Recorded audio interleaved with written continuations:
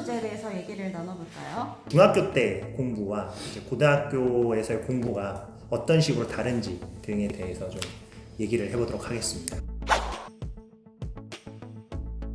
그 중등 때 공부를 하는 방법이랑 고등학교 수학 때 공부하는 방법이 다르다. 제가 봤을 때 마음가짐이 달라야 되는 게 아닌가 싶은데 어떻게 생각하세요? 마음이 달라야 되는 거 아닙니까? 공부하는데 방법은 다 똑같은 거 아닙니까? 그렇죠. 저도 방법은 똑같은 것 같아요. 그렇죠. 마음가짐보다도 공부 범위겠죠. 범위가 차원이 다르게 되게 넓어요. 그 부분에 대해서 제가 세세하게 설명을 드리면 중3 기준으로 했을 때 1학기 과정이 4개예요. 그러니까 맨 처음에는 제곱근, 연산, 2단원 인수분해, 3단원 2차 방정식, 4단원 2차 함수 4개인데 이걸로 중간 기말을 끊는단 말이죠. 그럼 중간고사가 2단원밖에 안 돼. 근데 고등학교 같은 경우는 중간고사 먹으면 저희 몇 개죠? 방식, 항등식, 복소수, 2차 함수, 2차 방정식에서 면류방 하면 훨씬 많아요. 보통 6개. 그러니까 양이 애초에 아예 다르기 때문에 준비해야 되는 양이랑 마음가짐은 완전 다른 거예요. 중학교 때 100점 90 맞는 친구 엄청 많잖아요. 이제 고등학교 올라서 첫 시험을 치르고 나면 멘붕 상태에 빠지게 되죠. 보통 그렇죠. 말도 안 되는 점수. 지금 중간 테스트도 그래요. 50 몇 점, 60점 몇 점 나오는데 이런 점수 맞아본 적이 없다는 거예요. 그래서 막 엄청 당황하시더라고요. 범위도 넓을 뿐더러 기출에 대한 변형이 워낙 다양하다 보니까 그 대비가 또 쉽지 않거든요. 왜냐면 보통 학교 내에서 도는 기출도 있지만 이 수능 문제를 기반으로 해서 그에 대한 변형도 많기 때문에 모의고사 변형. 할 게 너무 많아요. 진짜 네. 너무 많아. 근데 아이들은 중학교 때 이 정도 공부하면 됐다. 이런 게 좀 있고 손에 잡혀요. 공부하다 보면. 고등학교는 좀 달라요. 이 책을 다 했더니 다른 책이 또 다 새로운 게 나와. 제가 자신감을 잃어가죠. 나는 바본가? 그런 느낌으로 공부하는 친구 되게 많지 않아요? 저희가 이제 최근에 예비고를 개설했지 않습니까? 나는 일단 이걸 먼저 바꿔야 돼. 애들이 아직도 중학생인 거야. 그래가지고 아니 중학생 졸업했지. 중학생 맞죠? 맞는데 거의 심지어 초졸인데? 맞아. 아직 중학교 졸업도 아니고 지금 초졸이야. 최종 학년. 죄송합니다. 하는 행동 자체가 아직도 너무 말도 안 되는 행동을 하고 있고 나 진짜 요새 숙제 검사하면 깜짝 놀란다니까. 보면 있잖아. 진짜 개판이라는 표현을 써도 되나요? 일단은 정신교육이 우선이라고 저는 생각합니다. 2월달까지는 정신교육과 공부 습관을 잡겠다는 그런 강력한 의지로 지금 수업을 진행하고 있는 중이에요. 저는 그래요. 지금 뇌구조를 좀 바꾸긴 해요. 맞아요. 맞아. 그러니까 뇌에 이상한 게 막 들어있더라고. 걔네 머릿속에는. 집도 해야 돼. 근데 걔네 입장에서 생각하는 게 방학이 중요한 거를 어릴 때부터 세뇌 다녀. 게다가 중학교에서 고등학교 올라가는 방학이 매우 중요하대. 얘네 진짜 아는 거지. 안 중요한 방학은 없어. 생각해. 이번 방학이 제일 중요한데 매번 방학이 되면 그 방학은 또 중요해. 그러니까 원래 방학은 중요해. 근데 이번에 이제 뭐 고등학교에 진급하면서 고등학생이 되면서 공부를 하는데 애들은 그런 게 있는 거죠. 이만큼 하다가 이만큼을 하기 시작한 거야. 그러니까 자기 딴에는 굉장히 열심히 하고 고등학교는 이만큼을 해야 되는 거지. 그러니까 이 차이가 너무 심한 거라서 애들이 납득을 못하는. 벌써부터 막 힘들어서 학원을 신이 많이 하고 있어요. 저희는 지금 다 템포 조절을 하고 있는 중이에요. 아직 풀파워를 시도하지 좋지 않았는데 벌써부터 애들이 힘들다고 선생님 한 달만 쉴게요. 아파서 못 간다고 하면서 계속 아파. 겨울방학 때는 사실은 학생들마다 좀 다른데 선행을 고등학교 1학년 1학기까지는 한 학생이 거의 대부분이에요. 맞아요. 근데 지금 또 하는 거지. 기본적으로 1학년 1학기 거를 두 번째나 세 번째 보는 친구들조차도 또 틀려. 지금 틀리고 3월 달에 한 번 더 하는데 또 틀려. 그 4월 달에 이제 다시 하는데 1번에 났던 문제를 8번으로 빼서 다시 주면 처음 본다 그래. 그러니까 틀린 걸 계속 틀려. 계속 틀리는 거지. 그거 보면 틀리는 거에서 나는 왜 애들이 계속 틀릴까를 생각을 좀 해봤는데 아이들이 푸는 것 자체가 기존에 맞춰왔던 지가 아는 것들은 되게 자신있게 계속 풀어요. 어떤 문제를 보게 되면 아주 쉬운 게 있고 중간 게 있고 어려운 게 있잖아요. 맨날 이 쉬운 건 되게 풀기 좋아하는 거야. 기분 좋지. 동그라미 엄청 좋아해. 그것만 계속 푸는 거예요. 틀린 문제에 대해서는 뭐 다음에 안 나오겠지. 이 얘기를 들으니까 제가 또 이제 여기 뭐 무라가 치밀어 오는데 제가 그렇게 얘기했어요. 틀린 문제에 대해서 항상 숙제는 오답 정리를 먼저 해야 된다.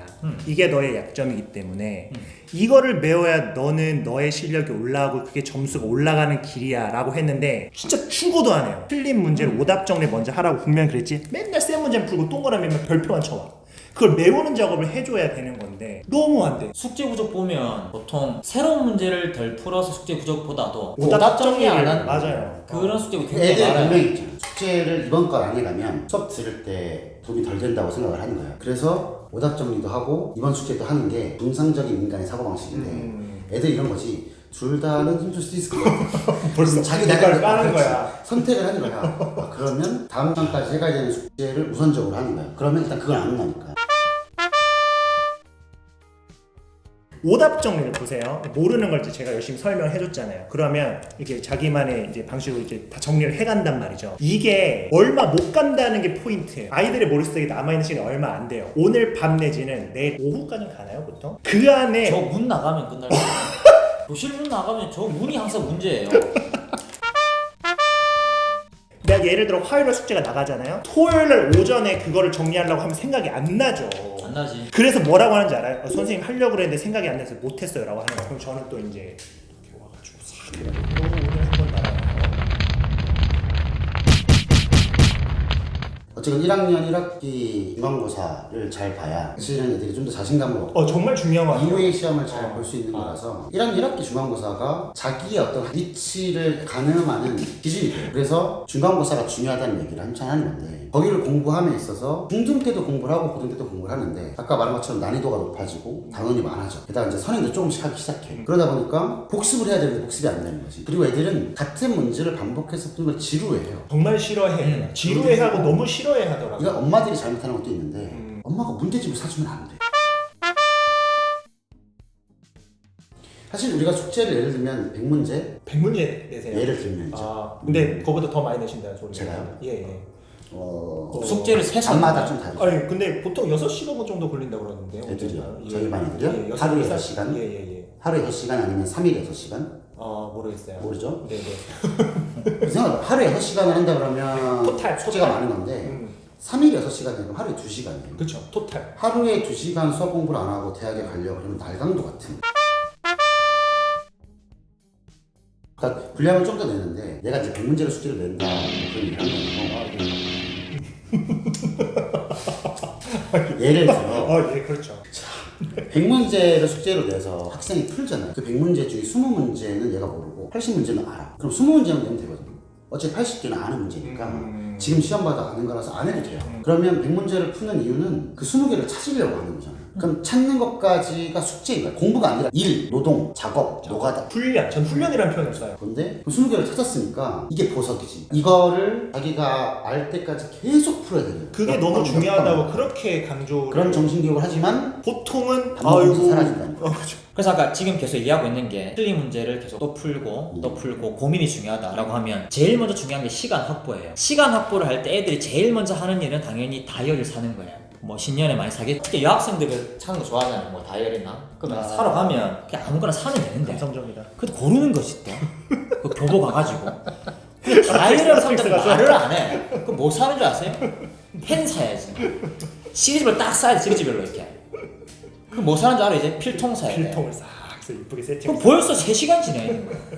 그 시간에 공부를 하란 말이지. 근데 이 계획을 무조건 짜야 돼요. 안 짜면 안 돼. 계획을 짜야 되는데 어떤 제출에 계획표를 쓰는 그게 중요한 게 아니고 내가 쓸 수 있는 시간을 확인할 줄 알아야 돼. 아이들은 보통 내가 쓸 수 있는 시간, 가용 시간을 확인하지 못한 채로 해야 할 것만 집어넣죠. 뭐 해야지. 이 얘기를 제가 이제 어머님들 상담할 때도 진짜 많이 하는데 이제 겨울 방학이 되면 아이들 시간표를 짜신단 말이죠. 근데 학원을 가기만 하면 그것이 도움이 될 거라고 생각하는 분들이 아직도 많은지 모르겠는데 숙제할 시간에 대한 확보가 정확하게 있는지 이건 저 꼭 따져봐야 돼요. 맞아, 그게 없어요. 학원 시험만 꽉 차 있어요. 학원만 꽉꽉꽉 차 있으니까 애가 공부를 할 수가 없는 거죠. 그래서 저 같은 경우는 만약에 스케줄 때문에 다른 학원 때문에 숙제를 못했어요 라고 하면 저희 학원을 좀 다닐 수 없게 하건지 아니면 다른 학원을 좀 그만두게 해서 시간 확보를 좀 하게 하는 편이에요. 어느 하나라도 도움이 돼야 되니까. 애들이 근데 과목을 이제 많이 공부하다 보니까 방학 동안에 이제 학원을 많이 다녀요. 그래서 시간 확보가 힘든 건 맞아. 그러니까 애들이 학기 중보다 방학이 더 힘든 거지. 학기 중에는 학교에서 좀 놀다 오는데 방학 때는 학원이 많아지는 거야. 학원도 시간도 막 늘어나고 무슨 특강 듣는 애들 있고 국어 다니고 영어 다니고 수학 다니고 과학 다니고 다니고 이러다 보면 진짜로 숙제할 시간이 없는 거죠. 수학은 깊은 생각을 해야 돼. 그러니까 저는 깊게 생각해야 된다. 딥마인드. 정말 고민을 많이 한 상태에서 설명을 들어야 된다. 그러지 않고 설명을 들으면 해설지를 영상으로 보는 거랑 정말. 그러면 기억에 덜 남고 집에 가서 숙제할 시간이 확보되어 있을 때 오답 정리부터 해야 되고 그 오답 정리를 한 번 했다고 안다고 생각하면 그러니까 매년 내가 애들한테 하는 말이 나는 매년 잘해줘 수학을. 내가 하는 말이야 그거. 가르치면 니네는 잘해야 되는데 내가 점점 잘해진다고. 나는 같은 걸 계속 보고 계속 생각하고 반복하니까 더 잘해질 수밖에 없는데 고마워야 돼. 점점 고수가 된다니까. 가르치다가 깨달아. 한 번 보면 지가 아는 줄 안다니까. 이 1주 지나면 다시 풀어야 되고 2주가 됐을 때 두 번째 풀 때 애매했던 거 다시 풀어야 되고 한 달이 지나면 한 달 동안 틀렸던 문제만 다시 푸는 시간이 확보가 돼야 돼. 이거 하고 다음 거래. 그럼 이걸 지워버릴 수 있어. 그리고 이걸 하면 얘를 지워. 그럼 결국 이 머리는 계속 얘만 있는 거지. 이걸 다시 해야 되는 거야. 공부는 이렇게 해. 이걸 하고 그 다음 거 할 때 겹쳐서 이렇게 하고 겹쳐서, 이렇게 하고 겹쳐서 이렇게 가야 되는데 그거를 얘기를 해줘도 실제로 그걸 원하는 방향대로 하는 애들이 퍼센트가 잘 안 돼요. 그래서 지구력이 없어서. 보통은 이제 약간의 강제력을 부여하게 되는데 저 같은 경우는 다시 뽑아서 틀린 거 다시 체크해서 다시 풀어라고 하기도 하고 그래도 경태쌤 같은 경우는 점검 테스트를 봐서 잘하는 친구들은 안 주시잖아요. 저는 점검을 그냥 안 해요. 그냥 전 애초에 안 믿고 그냥 다 뿌려요. 다시 해. 난 널 믿지 않으니 다시 풀어라고 하는 편이죠. 결국은 맨날 했던 얘기지만 복습인데 고등부에서는 조금 전략적인 복습이 필요하다고 저는 말씀을 드리고 싶어요. 그리고 시간 확보. 그리고 시간 확보. 네, 시간을 네. 꼭 확보를 해야 돼요. 이게 학원 말고 자기 공부할 수 있는 시간을 확보하고. 좀 더 디테일하게는 고민할 시간에 대한 확보겠죠. 어떤 문제에 대한. 아, 쉬는 시간도 확보해야 돼요. 아, 그렇죠. 인간적이다.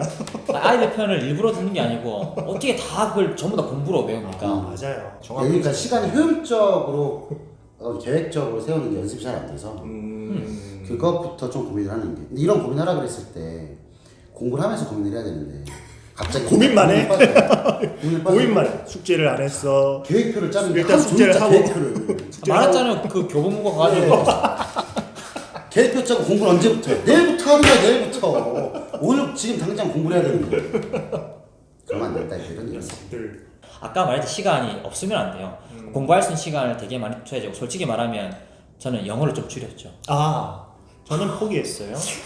저는 영어를 너무 아이들한테 포기라는 말 안 쓰고 일부러 안 썼는데 또 사용하시네. 하지만 결국은 포기하지 않았어요. 포기를 하는 척 했지만 딛고 일어났어. 또. 사기를 치고. 그러니까 어느 순간 겨울 방학 때 그렇게 할 수 있었던 게 그나마 시간 활용이 많으니까 그런 식으로 공부를 할 수 있는 거죠.